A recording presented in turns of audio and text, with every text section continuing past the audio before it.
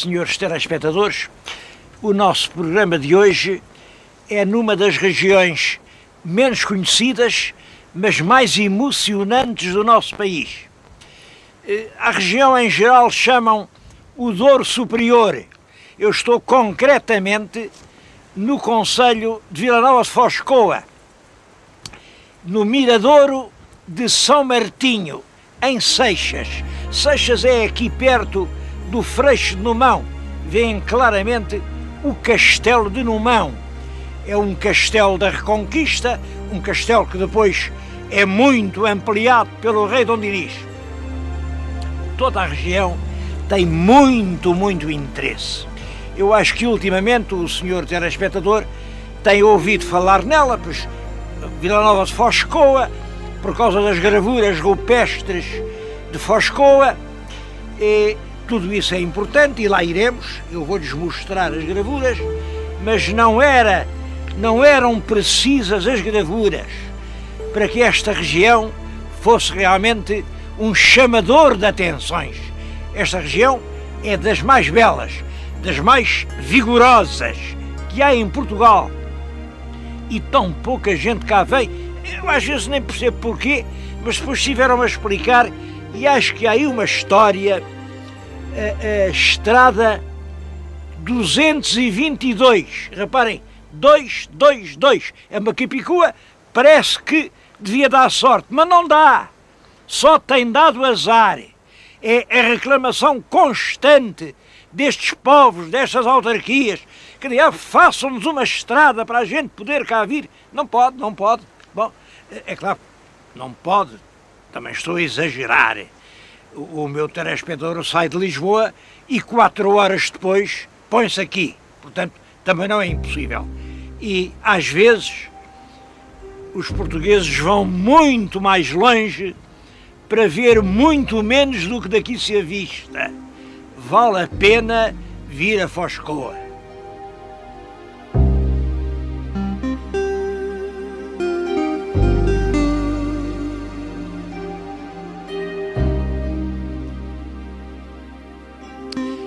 Porque aqui em Foscoa há dois aspectos que são tão importantes um como o outro. Um é realmente o da pré-história, o da arqueologia.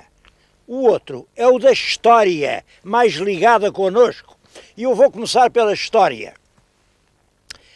Sobre a história de Vila Nova de Foscoa, eu proponho que fixemos estes 3 pontos. Ponto primeiro. Numão. Estou no Castelo de Numão. Numão era o centro destas terras no século XII. Teve foral no ano 1130. Bom, e ainda depois, já no século XIII, o rei Dom Dinis manda fazer este castelo enorme. Era uma terra importante, passava aqui uma estrada romana, passava aqui uma ribeira que era também muito importante, a ribeira Teja. Depois, segundo ponto a fixar, o tempo de Dom Dinis. Dom Dinis dá um foral em 1299 e é por isso que eu aqui estou. Faz exatamente agora 700 anos. Dom Dinis dá um foral a uma vila nova, faz uma vila nova no sítio onde o rio Coa entra no Rio Douro. Portanto, é a Foz do Coa, a Vila Nova de Foscoa, isto em 1299. Devo dizer que essa terra de Vila Nova de Foscoa teve um destino prodigioso.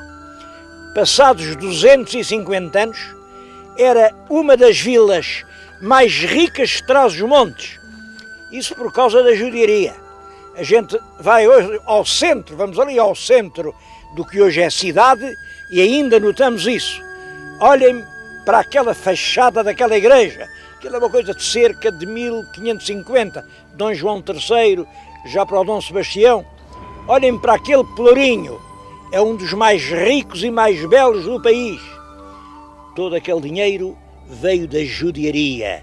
Os judeus, entrados pela raia de Espanha, fixaram-se aqui, Foscoa era um ninho de gente ativa, trabalhadora, empreendedora. Eles conseguiam fazer dinheiro até das próprias pedras.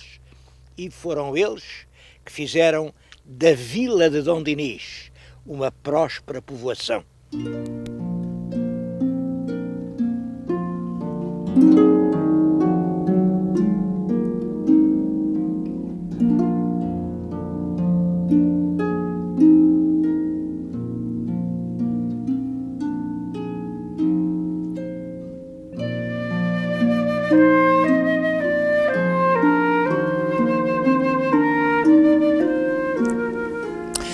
Um pormenor para o qual eu pretendo chamar a atenção. Está agora na nossa frente o pelourinho de Vila Nova de Foscoa. É um pelourinho já dos finais do século XVI. Reparem que é uma coisa curiosa, é de granito e é de uma peça só. Aliás, é dos pelourinhos mais bonitos que é em Portugal. Ao meio tem cordas. É claro, as cordas, como todos sabem, são um tema manuelino, mas o pelourinho já não é manuelino, isso é da época de Dom Sebastião. E as cordas podem ter outro sentido.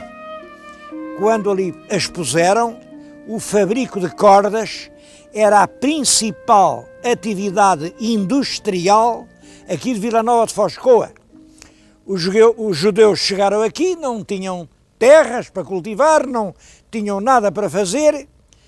Bem, fizeram uma gigantesca plantação de cânhamo e depois, com a fibra do cânhamo, faziam cordas.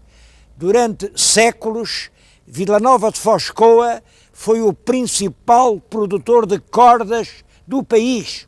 Mas hoje diz-se, eram com cordas de Foscoa que se içavam as velas nos navios dos descobrimentos. Tudo isso pode ser lenda. Agora, que eles faziam cordas e que isso era uma riqueza na terra, isso é um facto. Ainda há não muitos anos, há 40 ou 50 anos, aqui a gente de idade fabricava cordas para vender. Falo nisto porque acho isto um excelente exemplo de uma gente perseguida, chega a uma terra, não tem nada para fazer, mas inventa a própria matéria-prima. E é disso que vive durante muito tempo.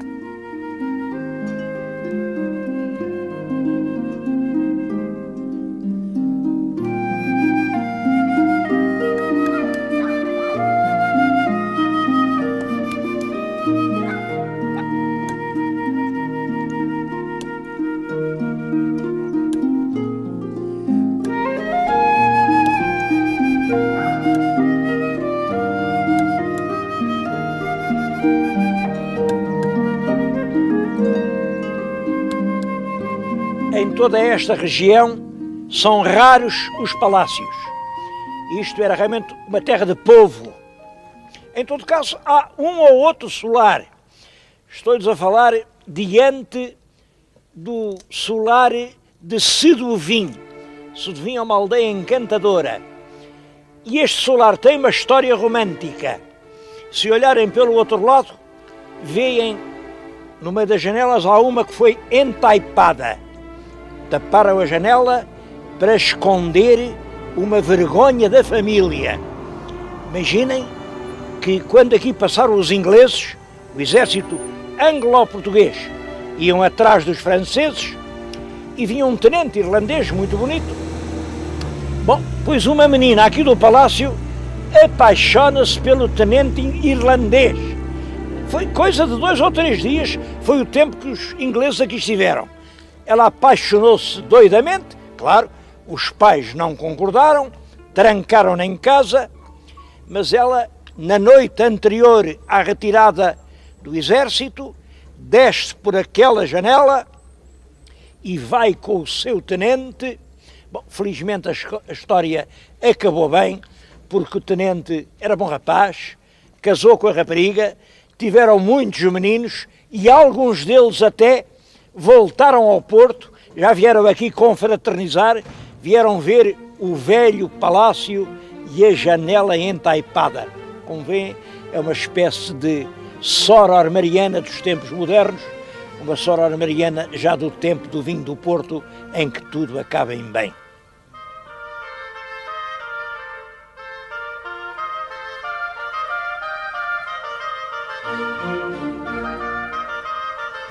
Agora estou-lhes a falar num solar chamado a Casa Grande, em Freixo de Numão. Estava num estado semelhante. Tudo isto eram coisas a cair, paredes a apodrecer. Simplesmente chegou-se a acordo, a autarquia comprou e hoje foi inteiramente reconstruído por dentro e hoje é sede de um museu. O Museu da Casa Grande de Freixo de Numão. Este museu, portanto, uma vila que nem sede de concelho é dos museus que uma pessoa não pode deixar de visitar.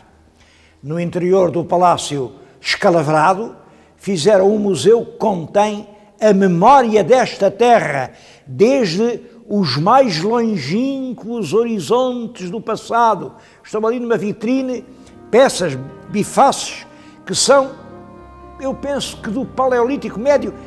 Quem falar em 100 mil anos de antiguidade, se errar, erra para menos. Só podem ter mais do que isso. Bom, e o espólio aqui arrecadado vai desde essas peças antiquíssimas até ao alicate do arranca-dentes, que outrora era o barbeiro. Quando chegava uma pessoa, doía-lhe muito o dente, sente-se aí e com aquele instrumento que estão agora a ver, arrancava o dente, o tempo dos arranca-dentes. É um museu absolutamente exemplar, cheio de peças valiosíssimas, que foram aqui reunidas sem apoio de ninguém. Quando eu vejo isto e penso em tantos museus que às vezes encontro por esse país fora, museus de nada, cheios de coisa nenhuma, feitos à custa de subvenções custosíssimas. Isto sim, isto é lutar pela nossa memória coletiva. O museu é em grande parte arqueológico, pré-histórico, tem lembranças desde o Paleolítico até a Antiguidade Romana, lembranças muito importantes, e isto leva-nos a falar-lhes na pré-história. É um tema fascinante vir aqui em Vila Nova de Foscoa falar da pré-história.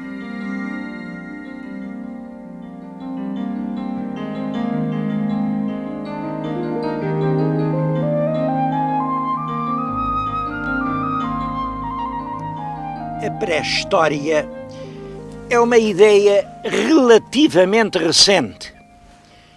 Durante muito tempo, até ao século XVIII, falava-se só na história e sabia-se muito bem como é que a história começou. Deus criou o mundo no ano de 4004 antes de Jesus Cristo. Bom, criou já completo, como agora é. A verdade é que esta coisa vem até ao século XVIII, porque isto vinha na Bíblia e, portanto, desdizer isto até era um sacrilégio. Bom, mas não tardou que os sábios observadores começassem a ver que realmente há coisas que são muito mais antigas. Isso de 4000 antes de Cristo, podemos dizer, é o tempo de que a gente se lembra. Bom, para terem uma ideia, o primeiro ouro, o primeiro cobre, são de 5000 antes de Cristo. Portanto, isso é já uma história quase do nosso tempo. Para trás ficavam períodos imensos. E eles apareciam, eram vestígios enterrados, às vezes restos de construções, mas que as pessoas não sabiam bem interpretar. Em todo caso, é claro, eram muito mais antigos. Bom, nós hoje sabemos muito bem que isso, 4004 antes de Cristo, não quer dizer nada. Os números verdadeiros são incomparavelmente superiores. Olhem, para lhes dar uma ideia, hoje pensamos que os primeiros hominídeos não quer dizer que fossem homens. Hein? Hominídeos eram umas bestas que andavam sobre os dois pés, mas ainda tinham um bocado de gorilas, eram uns animais, enfim, que em todo caso, esses hominídeos já partiam pedras para se servir delas. É quando a humanidade aparece, e isto é 2 milhões de anos antes de Cristo, imaginem, 2 milhões de anos, é na África. Até se costuma dizer, eles passaram da África para a Europa. Oh, mas isso é outro disparate. Nessa altura a África está soldada à Europa, e a soldadura é exatamente aqui na Península Ibérica. Eles passam de lá para cá porque o clima mudou, lá passou a ser mais quente, aqui passou a ser mais temperado. A verdade é que homens que já revelam aqui na Europa, aqui a presença de homens, de hominídeos na Europa, isso pode vir de 800 mil anos antes de Cristo. 800 mil anos. E é aí que começa o Paleolítico. Paleolítico é a mais antiga fase da vida da humanidade nossa conhecida. 800 mil anos. Reparem, eu tenho 80. 800 mil é 10 mil vezes 80. São precisas 10 mil vidas longas, como a minha, para chegar ao tempo dos primeiros hominídeos que encontramos na Europa. Bem, isso é o Paleolítico inferior, depois a certa altura eles já trabalham a pedra de outra maneira, com lascas. Isso, que é 200 mil anos antes de Cristo, é o Paleolítico médio. Depois há, sem dúvida, grandes mudanças. O homem parece que se torna mais inteligente, o homem já pinta desenhos em rochas, o homem já guarda cereais, o homem já enterra os seus mortos e enterra-os com o cuidado de que eles fiquem ali para sempre. Portanto, o homem já tem ideias. Isso é o início do Paleolítico superior. Isso deve ter acontecido há aproximadamente 40 mil anos, 35 mil anos. É importante falar de Paleolítico superior, porque isto que vamos ver aqui no Vale do Coa, pertence ao Paleolítico superior. É claro que é difícil para nós fazer ideia dessas quantidades absurdas de tempo. O meu telespectador, para ter uma noção do que isso é, imagine que vamos embarcar, vamos arranjar aqui uma nave. Não é uma nave espacial como a do Sagan. A minha nave navega no tempo. Vamos voando no tempo. E vamos voando muito depressa. Imaginem que a nossa nave, eu convido-os agora a embarcar comigo, vamos aqui na grande nave do tempo, a nave cronológica. A gente vai andar 1 século por 1 minuto. 1 século por 1 minuto é uma escala de cerca de 1 para 1 milhão. Também não é demais. Ora, no minuto vamos andar 1 século. Se isso fosse possível, daqui a 9 minutos, repara, 9 minutos é menos de 10 minutos, quem é que a gente encontrava cá embaixo no caminho? Encontrava o nosso bom Dom Afonso Henriques, que andava a afundar Portugal. Bom, mas a gente continuava a viagem, não parava, e daqui a 20 minutos encontrava Nosso Senhor Jesus Cristo nos caminhos da Galileia, a dizer aos homens que eles eram todos irmãos, e os homens a não acreditarem. Quais irmãos? Qual história? E como sabem, crucificaram-no por causa disso. Bom, a gente continua a andar para trás, e reparem, eram precisos, agora já muito mais do que isso, era já preciso bastantes horas para chegarmos ao tempo das pirâmides. E nessa escala eu precisava de 200 horas de voo para chegar aqui a estas gravuras do Vale do Coa. Isto dá-nos uma ideia, a distância a que elas estão de nós. Bom, há uma outra coisa que eu lhes queria dizer. Isto, assim, é divertido, a nave, voar, claro, mas há aspectos muito sérios em que vale a pena pensar. E são estes. É claro que o homem foi programado para viver numa certa situação, numa certa circunstância. Bem, eu, com a minha idade, assisti a mudanças muito mais radicais do que durante meio milhão de anos os homens do Paleolítico inferior assistiram para chegar ao Paleolítico médio. O ritmo da mudança é uma espécie de curva em J, uma curva lenta, lenta, lenta, depois acelera-se muito já no Neolítico, depois nos metais e hoje está quase na vertical. Ora, estas mudanças súbitas alteram todo o comportamento humano. É um assunto difícil e é por fazer pensar em tudo isso, na mudança da humanidade, na nossa posição no mundo, que estas gravuras que vamos ver são extremamente importantes. Sei que é um assunto polémico, houve muita gente que disse as gravuras não têm importância nenhuma. Bom, vamos tentar ser objetivos e claros. Estas gravuras têm a maior importância para a história e a evolução da humanidade. Mas é claro, isso é um público relativamente pequeno que está atento a esses problemas. Para as pessoas que não sabem nada, que não sabem o que é pré-história, não sabem o que é arqueologia, claro, são umas garatujas lá na rocha que não lhes querem dizer coisa nenhuma. Isto é para explicar que o problema da importância da arqueologia como elemento turístico está dependente de um problema muito mais vasto. É o problema do nível cultural geral. Sei que há muita gente que vem aqui e que sai decepcionada. Bom, o problema é este. Não estavam preparados para vir aqui. E o meu apelo é que estudem, preparem-se, porque realmente esta lição é uma lição importante.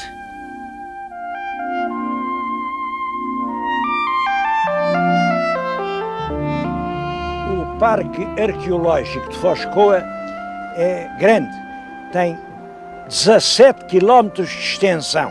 Naturalmente, nesses 17 km há milhares de gravuras na rocha. Estão na rocha, por isso é que são rupestres. Não posso mostrar-lhes nem uma pequena parte, estou a mostrar estas poucas. Em alguns casos são muito legíveis.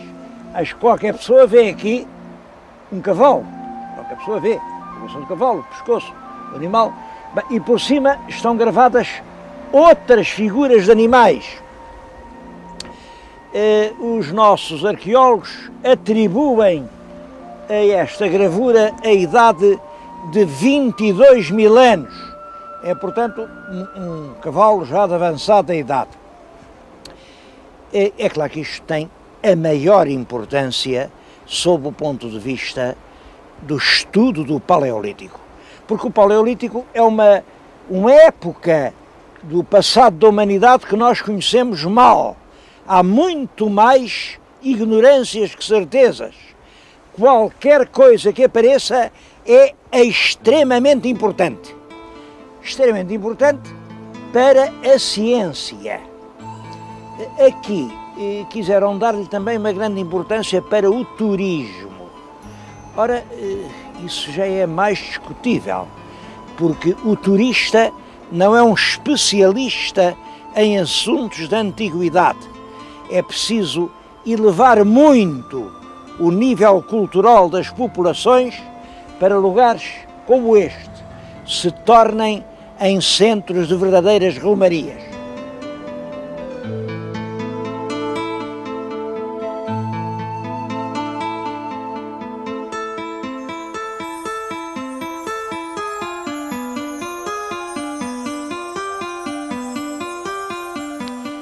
mas todo o concelho de Vila Nova de Foscoa é extremamente rico em monumentos arqueológicos.